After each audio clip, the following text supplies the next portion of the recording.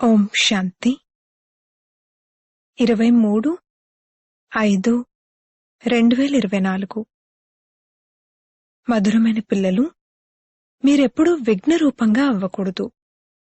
లోపల ఏదైనా లోపమున్నట్లయితే దానిని తొలగించి వేయండి. సత్యమైన వజ్రంగా అయ్యేటువంటి సమయం ఇదే. ప్రశ్న: ఏ విషయంలో లోపం వచ్చిన వెంటనే ఆత్మ యొక్క విలువ తగ్గిపోవడం మొదలవుతుంది? జవాబు: మొట్టమొదట అపవిత్రత యొక్క లోపం వస్తుంది. ఆత్మ పవిత్రంగా ఉన్నప్పుడు దాని గ్రేడ్ చాలా ఉన్నతంగా ఉంటుంది. అది అమూల్యమైన రత్నము, నమస్కరించేందుకు యోగ్యమైనది. అపవిత్రత యొక్క కొద్దిపాటి లోపమైనా సరే అది దాని విలువను సమాప్తం చేసేస్తుంది. ఇప్పుడు మీరు తండ్రి సమానంగా సదా పవిత్రమైన వజ్రంగా అవ్వాలి. బాబా మిమ్మల్ని తమ సమానంగా పవిత్రంగా చేయడానికి వచ్చారు. పవిత్రమైన పిల్లలను మాత్రమే ఒక్క తండ్రి స్మృతి సతాయిస్తుంది. వారికే తండ్రి పట్ల ఎడతెగని ప్రేమ ఉంటుంది.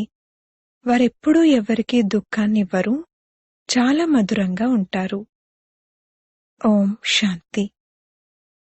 డబుల్ ఓం శాంతి కూడా చెప్పచ్చు.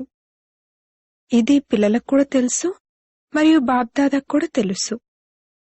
ఓం శాంతి యొక్క అర్థం ఏమిటంటే, నేను ఆత్మను, శాంతి స్వరూపాన్ని, మరియు తప్పకుండా శాంతి సాగరుడు, సుఖసాగరుడు, పవిత్రతా సాగరుడైన తండ్రికి సంతానాన్ని. మొట్టమొదట వారు పవిత్రతా సాగరుడు. పవిత్రంగా అవ్వడంలోనే మనుషులకు కష్టమవుతుంది. అంతేకాక పవిత్రంగా అవ్వడంలో చాలా గ్రేడ్స్ ఉన్నాయి. ఇందులో కూడా గ్రేడ్స్ పెరుగుతూ ఉంటాయని పిల్లలు ప్రతి ఒక్కరూ అర్థం చేసుకోగలరు. ఇప్పుడింకా మనం సంపూర్ణంగా అవ్వలేదు. ఎక్కడో అక్కడ పవిత్రతలో మరియు యోగంలో ఒకరిలో ఒక రకమైన, మరొకరిలో మరొక రకమైన లోపం తప్పకుండా ఉంది. దేహాభిమానంలోకి రావడంతోనే లోపాలు ఏర్పడతాయి. కొందరిలో ఎక్కువ, కొందరిలో తక్కువ లోపాలు ఉంటాయి. రకరకాల వజ్రాలుంటాయి. వాటిని భూతద్దం ద్వారా చూడడం జరుగుతుంది.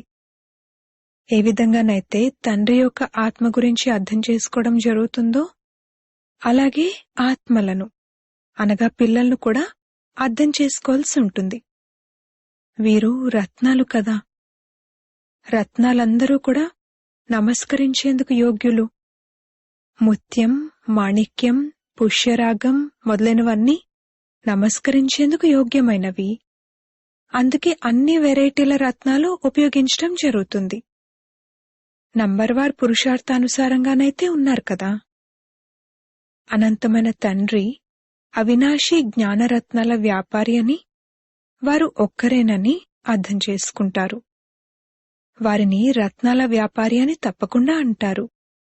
వారు జ్ఞానరత్నాల్ని ఇస్తారు కదా, అలాగే వారి రథం కూడా రత్నాల వ్యాపారియే. అతనికి కూడా రత్నాల విలువ గురించి తెలుసు. రత్నాల వ్యాపారి చాలా మంచి రీతిలో భూతద్దం ద్వారా చూడాల్సి ఉంటుంది. వీరిలో ఎంతవరకు లోపం ఉంది, వీరు ఎటువంటి రత్నము, అలాగే వీరు ఎంతవరకు సేవాదారులుగా ఉన్నారు. రత్నాలను చూడాలని మనసు కలుగుతుంది. మంచి రత్నం ఉంటే దాన్ని ఎంతో ప్రేమగా చూస్తారు. ఇది చాలా బావుంది, దీన్నైతే బంగారు భరణిలో పెట్టాలి అని అనుకుంటారు. పుష్యరాగం మొదలైన వాటిని బంగారు భరణిలో పెట్టడం జరగదు. అలాగే ఇక్కడ కూడా అనంతమైన రత్నాలు తయారవుతాయి. నేనెటువంటి రత్నాన్ని, నాలో ఎటువంటి లోపము లేదు కదా అని ప్రతి ఒక్కరికి తమ మనసులో తెలుసు. ఏ విధంగానైతే రత్నాలను మంచి రీతిలో చూడ్డం జరుగుతుందో అదే విధంగా ప్రతి ఒక్కరిని చూడ్డం జరుగుతుంది. మీరైతే చైతన్య రత్నాల వలె ఉన్నారు. అందుకే ప్రతి ఒక్కరూ స్వయాన్ని చూసుకోవాలి. నేను ఎంతవరకు మరకతమణిగా, ఇంద్రనీలమణిగా అయ్యాను. ఏ విధంగానైతే పుష్పాల్లో కూడా కొన్ని సదా గులాబీలుగా, కొన్ని గులాబీలుగా, కొన్ని ఇంకొకలా ఉంటాయో అలా మీలో కూడా నంబరువారుగా ఉన్నారు. ప్రతి ఒక్కరూ స్వయం గురించి బాగా తెలుసుకోగలరు. మిమ్మల్ని మీరు చూసుకోండి. రోజంతా నేనేం చేశాను, బాబాను ఎంతగా స్మృతి చేశాను. గృహస్థ వ్యవహారంలో ఉంటూ తండ్రిని స్మృతి చేయాలి అని కూడా బాబా తెలియజేశారు. నీ ముఖాన్ని చూసుకో అని బాబా నారదునికి కూడా చెప్పారు. ఇది కూడా ఒక ఉదాహరణే. పిల్లలైన మీలో ఒక్కొక్కరు స్వయాన్ని బాగా చూసుకోవాలి, చెక్ చేసుకోవాలి. ఏ తండ్రి ద్వారానైతే మేము వజ్రంలా అవుతున్నామో వారిపై మాకు ఎంతవరకు ప్రేమ ఉంది. వృత్తి ఇంకెటువైపుకు వెళ్లడం లేదు కదా. నాలో ఎంతవరకు దైవీ స్వభావం ఉంది. స్వభావం కూడా మనుషుల్ని ఎంతగానో సతాయిస్తుంది. ప్రతి ఒక్కరికి మూడవ నేత్రం లభించింది. దాని ద్వారా స్వయాన్ని చెక్ చేసుకోవాలి. ఎంతవరకు నేను తండ్రి స్మృతిలో ఉంటున్నాను, ఎంతవరకు నా స్మృతి తండ్రి వద్దకు చేరుకుంటుంది. వారి స్మృతిలో ఉంటూ రోమాలు నిక్కబోడ్చుకోవాలి. కాని స్వయం తండ్రి అంటారు, మాయ విఘ్నాలు ఎటువంటివంటే అవి సంతోషపడనివ్వవు. ఇప్పుడు మనమందరము పురుషార్థులమని పిల్లలకు తెలుసు. రిజల్ట్ అయితే చివర్లో వెలువడనున్నది. స్వయాన్ని చెక్ చేసుకోవాలి. లోపాలు మొదలైన వాటిని ఇప్పుడే మీరు తొలగించుకోగలరు. పూర్తిగా శుద్ధమైన వజ్రంలా అవ్వాలి. ఒకవేళ కొద్దిగానైనా లోపం ఉన్నట్లయితే మా విలువ కూడా తక్కువైపోతుంది అని అర్థం చేసుకుంటారు. మీరు రత్నాలు కదా. తండ్రి అర్థం చేయిస్తారు, పిల్లలు సదా పవిత్రంగా విలువైన వజ్రంలా అవ్వాలి. పురుషార్థం చేయించేందుకు తండ్రి రకరకాలుగా అర్థం చేయిస్తారు. ఈరోజు యోగం సమయంలో మధ్యలో బాప్దాదా గద్దె మీద నుండి లేచి సభ మధ్యలోకి వచ్చి తిరిగారు. పిల్లలు ప్రతి ఒక్కరితో నయన మిలనాన్ని జరిపారు. బాబా ఈరోజు ఎందుకు లేచారు? సేవాధారి పిల్లలు ఎవరెవరున్నారో చూడ్డానికి. ఎందుకంటే కొందరు ఒకచోట, కొందరు ఇంకొక చోట కూర్చుని ఉంటారు. కావున బాబాయే లేచి ఒక్కొక్కరిని చూశారు. వీరిలో ఏ ఏ గుణాలున్నాయి, వీరికి ఎంత ప్రేమ ఉంది. పిల్లలందరూ సమ్ముఖంగా కూర్చుని ఉన్నారు. పిల్లలందరూ చాలా ప్రియమనిపిస్తారు. కాని నంబర్వార్ పురుషార్థానుసారంగానే ప్రియంగా అనిపిస్తారన్నది వాస్తవం. ఎవరిలో ఏ ఏ లోపం ఉంది అనేది తండ్రికైతే తెలుసు. ఎందుకంటే ఏ తనువులోనైతే తండ్రి ప్రవేశించారో వారు కూడా తమను తాము చెక్ చేసుకుంటారు. ఇక్కడ బాప్ దాదా ఇరువురూ కలిసి ఉన్నారు కదా. కావున ఎవరైతే ఇతరులకు ఎంతెంతో సుఖాన్ని ఇస్తారో, ఎవరికీ దుఃఖాన్ని ఇవ్వరో వారు దాగి ఉండలేరు. గులాబీలు, మల్లెలు ఎప్పుడూ దాగి ఉండలేవు. తండ్రి పిల్లలకంతా అర్థం చేయించి నన్నొక్కడే స్మృతి చేసినట్లయితే మీ లోపాలు తొలగిపోతాయని చెప్తారు. స్మృతి చేసే సమయంలో రోజంతట్లో ఏదైతే చేశారో అది కూడా చూడాలి. నాలో ఏ అవగుణమున్న కారణంగా బాబా హృదయంపైకి అంతగా ఎక్కలేను. ఎవరైతే హృదయంపైకి ఎక్కుతారో వారు సింహాసనంపైకి కూడా ఎక్కుతారు. కావున తండ్రి లేచి పిల్లలను చూస్తారు. నా హృదయ సింహాసనాధికారులుగా ఎవరెవరు అవ్వనున్నారు. ఎప్పుడైతే సమయం సమీపంగా వస్తుందో అప్పుడు పిల్లలకు తాము ఎంతవరకు పాస్ అవుతారన్నది వెంటనే తెలిసిపోతుంది. ఫెయిల్ అయిపోయే వారికి మాకు మార్కులు తక్కువ వస్తాయి అని ముందు నుండే తెలిసిపోతుంది. మాకు మార్కులైతే లభించనున్నాయని మీరు కూడా అర్థం చేసుకుంటారు. మనం విద్యార్థులం. ఎవరికి? భగవంతునికి. వారు ఈ దాదా ద్వారా చదివిస్తారని తెలుసు. కావున మీకు ఎంతటి సంతోషముండాలి. బాబా మనల్ని ఎంతగా ప్రేమిస్తారు. వారు ఎంత మధురమైన వారు. వారు ఏ కష్టాన్ని ఇవ్వనే ఇవ్వరు. కేవలం ఈ చక్రాన్ని స్మృతి చేయండి అని చెప్తారు. చదువు ఏమంత ఎక్కువగా లేదు. మీ లక్ష్యం, ఉద్దేశం ఎదురుగా ఉంది. ఆ విధంగా మనం తయారవ్వాలి. దైవీ గుణాలు అనే లక్ష్యం, ఉద్దేశం ఉంది. మీరు దైవీ గుణాలను ధారణ చేసి వీరి వలె పవిత్రంగా అవుతారు. అప్పుడే మాలలో కూర్చోబడతారు. అనంతమైన తండ్రి మనల్ని చదివిస్తారు. సంతోషం కలుగుతుంది కదా. బాబా తప్పకుండా తమ సమానంగా పవిత్రంగా నాలెడ్జ్ఫుల్గా తయారు చేస్తారు. ఇందులో పవిత్రత, సుఖం, శాంతి అన్నీ వచ్చేస్తాయి. ఇప్పుడింకా ఎవ్వరూ పరిపూర్ణంగా అవ్వలేదు. అంతిమంలో అయ్యేదుంది. దాని కొరకు పురుషార్థం చేయాలి. తండ్రినైతే అందరూ ప్రేమిస్తారు. బాబా అని అనగానే హృదయం వికసించిపోతుంది. తండ్రి నుండి ఎంతటి భారీ వారసత్వం లభిస్తుంది. ఒక్క తండ్రి వైపుకు తప్ప ఇంకెటువైపుకు మనసు వెళ్ళదు. తండ్రి స్మృతే ఎంతగానో సతాయించాలి. బాబా బాబా బాబా అంటూ ఎంతో ప్రేమగా తండ్రిని స్మృతి చేయవలసి ఉంటుంది. రాజు కొడుకైతే అతనికి రాజరికపు నష ఉంటుంది కదా. ఇప్పుడైతే రాజులకు అంత గౌరవం లేదు. బ్రిటిష్ వారి ప్రభుత్వం ఉన్నప్పుడు వారికి ఎంతో గౌరవం ఉండేది. వైస్రాయ్ తప్ప మిగిలిన వారంతా వారికి సలాం చేసేవారు. మిగిలిన వారంతా ఆ రాజులకు నమస్కరించేవారు. ఇప్పుడు వారి గతేమైపోయింది? వారెవ్వరూ వచ్చి రాజ్య పదవిని తీసుకోరని కూడా మీకు తెలుసు. బాబా అర్థం చేయించారు, నేను పేదల పాలిటి పెన్నిదిని. పేదవారు వెంటనే బాబాను తెలుసుకుంటారు. ఇదంతా వారిదే, వారి శ్రీమతం అనుసారంగానే మేము అన్నీ చేస్తాము అని వాళ్ళు భావిస్తారు. ధనవంతులకైతే తమ ధనం యొక్క నష ఉంటుంది. అందుకే వారు ఆ విధంగా చేయలేరు. అందుకే తండ్రి నేను పేదల పాలిటి పెన్నిధిని అని అంటారు. ఇకపోతే గొప్పవారిని పైకెత్తడం జరుగుతుంది. ఎందుకంటే ఆ గొప్పవారి కారణంగా పేదవారు కూడా వెంటనే వచ్చేస్తారు. ఇంత గొప్ప గొప్పవారు కూడా అక్కడకు వెళ్తున్నారని గమనిస్తే వారు కూడా మీ వద్దకు వచ్చేస్తారు. కాని పేదవారు పాపం ఎంతో భయపడతారు. ఒక రోజున వారు కూడా మీ వద్దకు వస్తారు. ఆ రోజు కూడా వస్తుంది. అప్పుడు మీరు వారికి అర్థం చేయిస్తే వారెంతో సంతోషిస్తారు. ఇక ఒక్కసారిగా అతుక్కుపోతారు. వారి కొరకు కూడా మీరు విశేషంగా సమయాన్ని ఇస్తారు.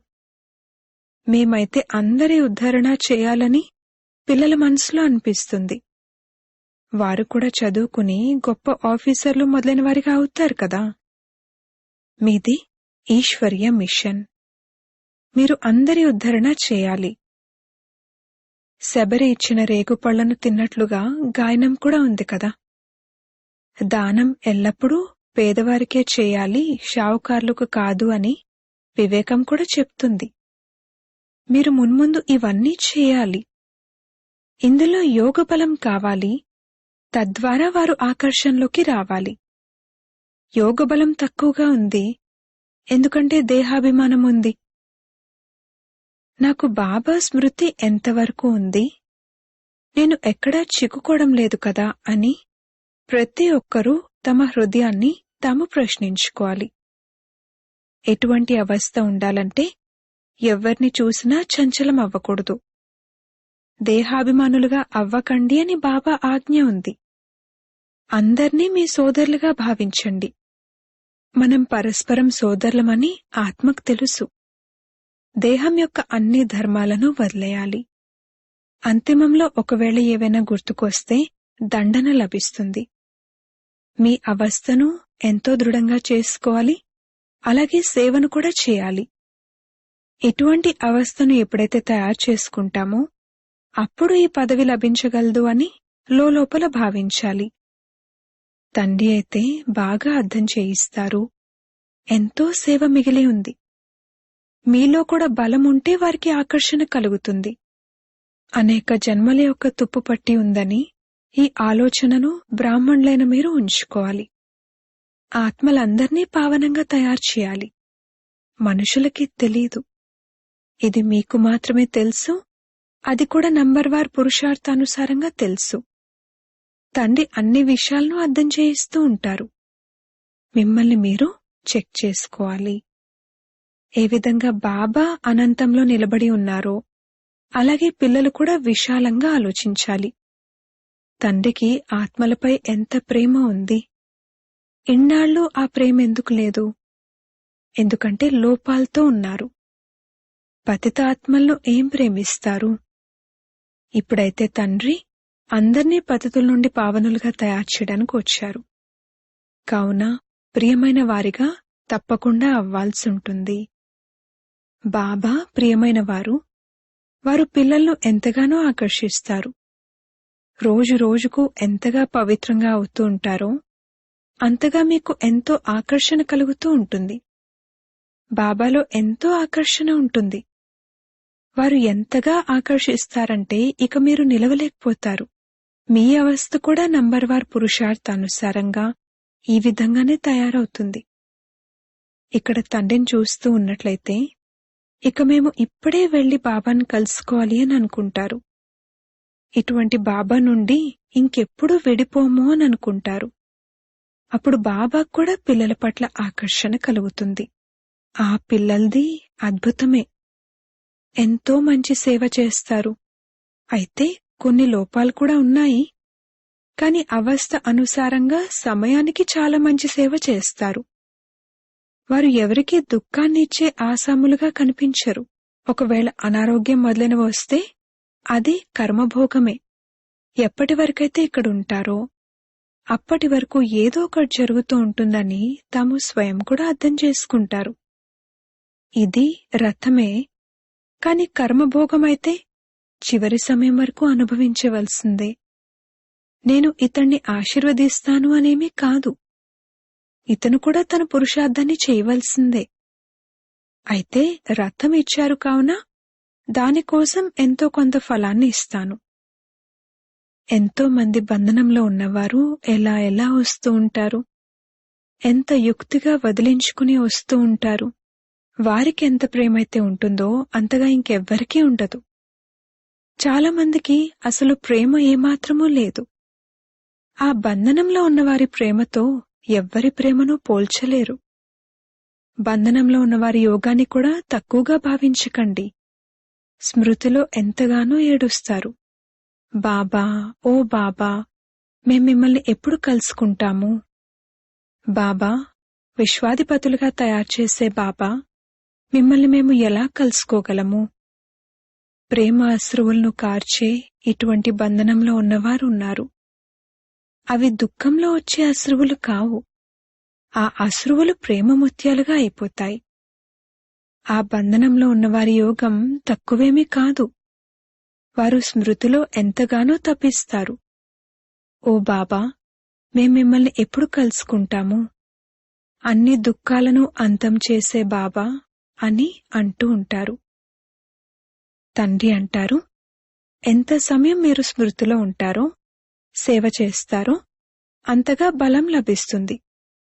ఎవరైనా బంధనంలో ఉండి స్వయం సేవ చేయలేకపోయినా కాని వారికి స్మృతి యొక్క బలం ఎంతగానో లభిస్తుంది. స్మృతిలోనే అన్నీ ఇమిడి ఉన్నాయి.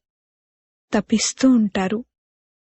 బాబా, మేం మిమ్మల్ని కలుసుకునేందుకు మాకెప్పుడు అవకాశం లభిస్తుంది? ఎంతగా స్మృతిలో ఉంటారు. మున్ముందు రోజు రోజుకు మీకు ఎంతో తీవ్రంగా ఆకర్షణ కలుగుతూ ఉంటుంది. స్నానం చేస్తూ కార్యాలు చేస్తూ స్మృతిలోనే ఉంటారు. బాబా, ఈ బంధనాలన్నీ సమాప్తమయ్యే రోజు ఎప్పుడైనా వస్తుందా? పాపం అడుగుతూ ఉంటారు. బాబా, వీరు మమ్మల్ని ఎంతగానో విసిగిస్తున్నారు, ఏం చేయాలి? పిల్లల్ని కొట్టచ్చా? అది పాపం అవ్వదు కదా? తండ్రి అంటారు, ఈ రోజుల్లోని పిల్లలు ఎలా ఉన్నారంటే ఇక అడక్కండి. ఎవరికైనా పతి వల్ల దుఃఖం కలిగితే ఈ బంధనం నుండి ఎప్పుడు విడుదలవుతాను, ఎప్పుడు బాబాను కలుసుకుంటాను అని లోపల ఆలోచిస్తూ ఉంటారు. బాబా, చాలా కఠినమైన బంధనం ఉంది, ఏం చేయాలి? పతి బంధనం ఎప్పుడు దూరం అవుతుంది? బాబా బాబా అని అంటూనే ఉంటారు. అంతే. వారి ఆకర్షణ అయితే కలుగుతుంది కదా. అబలలు ఎంతగానో సహనం చేస్తారు. పిల్లలు, మీరు తండ్రిని స్మృతి చేస్తూ ఉన్నట్లయితే ఈ బంధనాలన్నీ అంతమైపోతాయని బాబా పిల్లలకు ఓదార్పును ఇస్తారు. అచ్చా, మధురాతి మధురమైన సిక్కిలదే పిల్లలకు మాతా పిత బాప్దాదాల ప్రియ స్మృతులు మరియు గుడ్ మార్నింగ్. ఆత్మిక పిల్లలకు ఆత్మిక తండ్రి నమస్తే. ధారణ కొరకు ముఖ్య సారము. మొదటి పాయింట్, మిమ్మల్ని మీరు చెక్ చేసుకోవాలి. నాలో ఏ అవగుణమూ లేదు కదా. నా స్మృతి బాబా వద్దకు ఎంతవరకు చేరుకుంటుంది? నా స్వభావం దైవీ స్వభావంగా ఉందా? వృత్తి ఇంకెటువైపుకు భ్రమించడం లేదు కదా.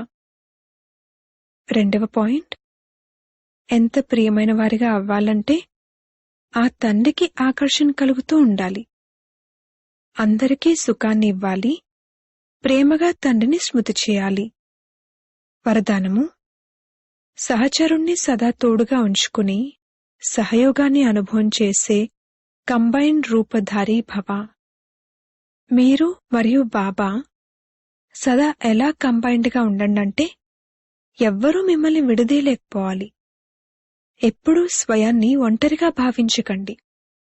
బాప్దాదా అవినాశి తోడును నిర్వర్తించే మీ అందరి సహచరుడు. బాబా అని అనగానే బాబా హాజరైపోతారు. మేము బాబాకు చెందినవారము, బాబా మావారు. బాబా మీ ప్రతి సేవలో సహయోగాన్ని ఇస్తారు.